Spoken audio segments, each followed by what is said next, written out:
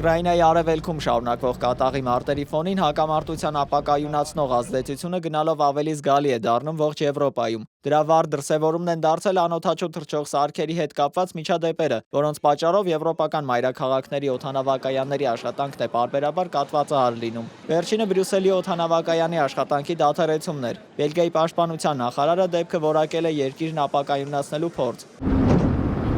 Ռուսաստանի պաշտպանության նախարարությունը հայտարարել է, որ ռուսական զորքերը շարունակում են հարձակումը քաղաքի հյուսիսային ուղղությամբ, վերահսկողության տակ վերցնելով 24 շենք։ Ըստ ռուսական կողմի ուկրաինական զորքերը շրջապատման մեջ են եւ շրջափակումը ճեղքելու նրանց փորձերը ձախողվել են։ Գերատեսչության ամփոփագրով վերջին 24 ժամվա ընթացքում հետ է մղվել ուկրաինացիների 12 հակագրոհ։ Ռուսական կողմը պնդում է, որ ուկրաինական զորքերի համար միակ ելքը հանձնվելն է։ Կիևը հերքում է այդ տեղեկությունները։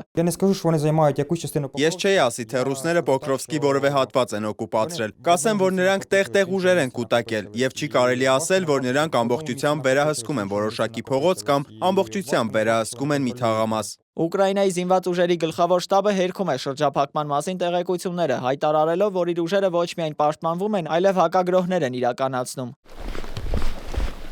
Ըստ ուկրաինական կողմի միայն վերջին մեկ օրում Պոկրովսկի ճակատում հետ է մղվել ռուսական 52 գրոհ։ Որպես ապացույց հրապարակել են տեսանյութ, որտեղ զինվորները Պոկրովսկի քաղաքապետարանի շենքի վրա բարձրացնում են Ուկրաինայի դրոշը։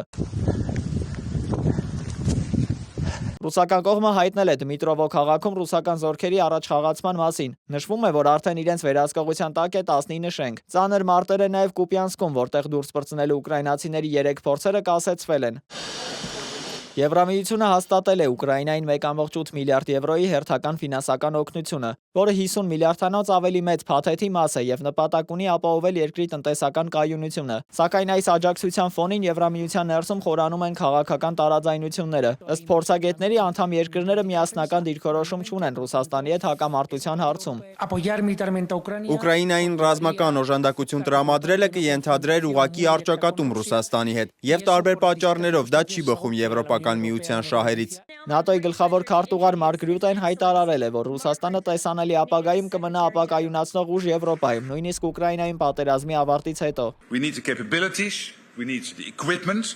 Մեզ անհրաժեշտ են հնարավորություններ, մեզ անհրաժեշտ են սպառազինություն, իրական կրակային հզորություն եւ իհարկե ամենաառաջադեմ տեխնոլոգիաները, քանի որ սպառնալիքները, որոնց մենք բախվում ենք, իրական են եւ երկարատև։ Ուկրաինայի դեմ Ռուսաստանի չհրահրված պատերազմը սպառնալիքի ամենաակնհայտ օրինակն է։ Ուկրաինայում ընթացող պատերազմի ազդեցությունը վաղուց դուրս է եկել տարածաշրջանի սահմաններից, հասնելով մինչև հեռավոր Ուեյլզ։ Այստեղ մարդիկ, որոնք գրեթե խուճապի մեջ պատրաստվում են հնարավոր աղետների, ակտիվորեն զինվում են գլոբալ անորոշության պայմաններում։ Զինվորական պարագաների խանութի սեփականատեր Լի Փրայսը նշում է, որ իրենց հաճախ խելագարներ են անվանում, բայց իրականում իրենք սովորական մարդիկ են, որոնք ցանկանում են պատրաստ լինել ցանկացած արտակարգ իրավիճակի, լինի դա ջրհեղեղ, ահաբեկչություն թե պատերազմ։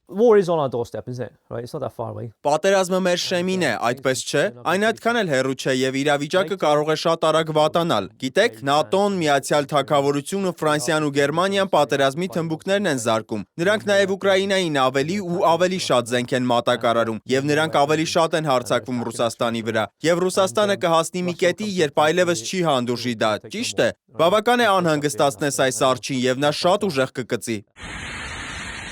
Մինչ հիմնական ուշադրությունը սևեռված է Ուկրաինայի ռազմաճակատին, հարևան Բելարուսում տեղի ունեցել ուշագրավ միջադեպ։ Երկրի խոշորագույն նավթավերամշակման գործարաններից մեկում տեխնոլոգիական խնդրի պատճառով բռնկված հրդեհն արագ մարվել է, առանց տուժածների։ Թեև պաշտոնական վարկածը տեխնիկական վթարն է, ռազմավարական նշանակության օբյեկտում տեղի ունեցած ցանկացած միջադեպ հատուկ ուշադրության է արժանանում, պայմանավորված տարածաշրջանային ընդհանուր լարվածությամբ եւ դիվերսիայի վարկածի կենսունակությամբ։ Դավիթ Գենջոյան, Open Media։